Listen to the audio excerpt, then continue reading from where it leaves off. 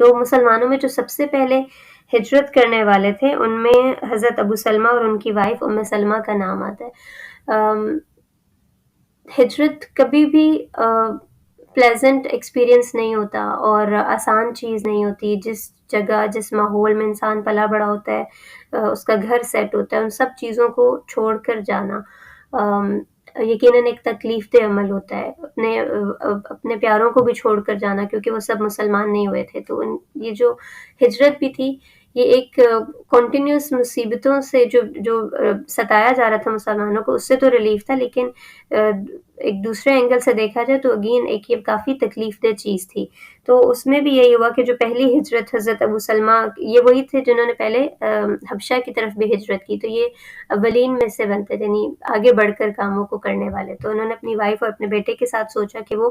ہجرت کریں۔ تو جب وہ تھوڑا ہی آگے نکلے تھے تو جو ان کی ام سلمہ ان کی وائف ہے، ان کے گھر والے آ گئے کہ اب تم نے جانا ہے تو جاؤ، ہماری بیٹی کو ہمارے پاس چھوڑ کر جاؤ، یہ تمہارے ساتھ در بدر نہیں اس طرح سے جائے گی۔ تو وہ وہاں پر انہوں نے لڑائی ڈال دی۔ جب اس کی خبر حضرت ابو سلمہ کے گھر والوں کو ملی تو وہ بھی وہاں پر پہنچ گئے، اور انہوں نے بھی لڑائی کا حصہ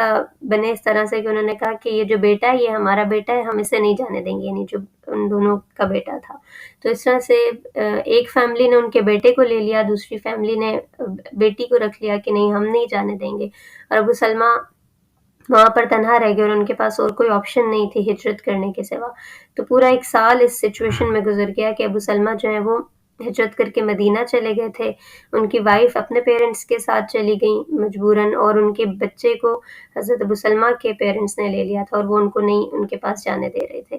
تو پھر اس پوری سچویشن میں ایک ان کی فیملی کے ایک اچھے شخص سے ان کو رحم آیا اور انہوں نے ریکویسٹ کی کہ یہ بہت عرصہ اب گزر گیا، ام سلمہ بہت روتی تھیں، اس جگہ پر بار بار جاتی تھی جہاں پر وہ اس سے ان کی فیملی سیپریٹ ہو گئی تھی۔ تو پھر آخرکار انہیں ترس آیا اور انہوں نے بیچ میں معاملے کو سیٹل کرنے کی کوشش کی، اور وہ دونوں فیملیز کے پاس گئے اور پھر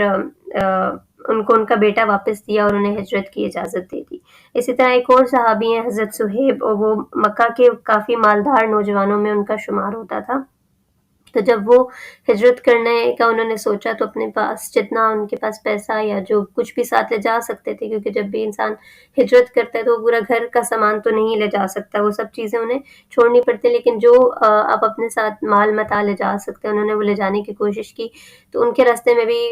مکہ کے لوگ آ گئے اور انہوں نے کہا کہ تم نے جو کچھ کمایا وہ یہاں سے کمایا، تو یہ ہماری پراپرٹی ہے۔ تو انہوں نے کہا کہ اگر میں یہ سب کچھ چھوڑ دوں اور کیا پھر تم مجھے جانے دو گے؟ تو انہوں نے کہا کہ ہاں سب چھوڑ دو تو تب جا سکتے ہو۔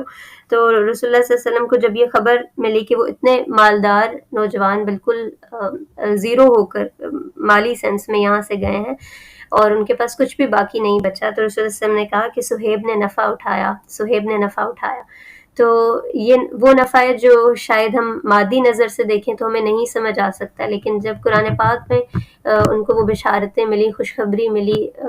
کہ انہیں اس کے بدلے میں اللہ تعالیٰ دیں گے کیا، تو یقیناً وہ نفع کی بات تھی، اور وہ آیات کو ہم آگے پڑھیں گے۔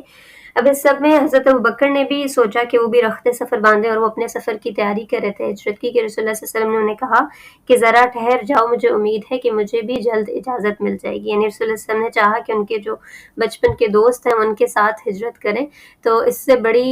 حضرت ابوبکر کے لیے خوشی اور خوش قسمتی کی کوئی بات نہیں تھی، تو وہ پھر اب اس انتظار میں رہنے لگے کہ وہ رسول اللہ صلی اللہ علیہ وسلم کے ساتھ ہجرت کریں گے۔ تو پھر انہوں نے 2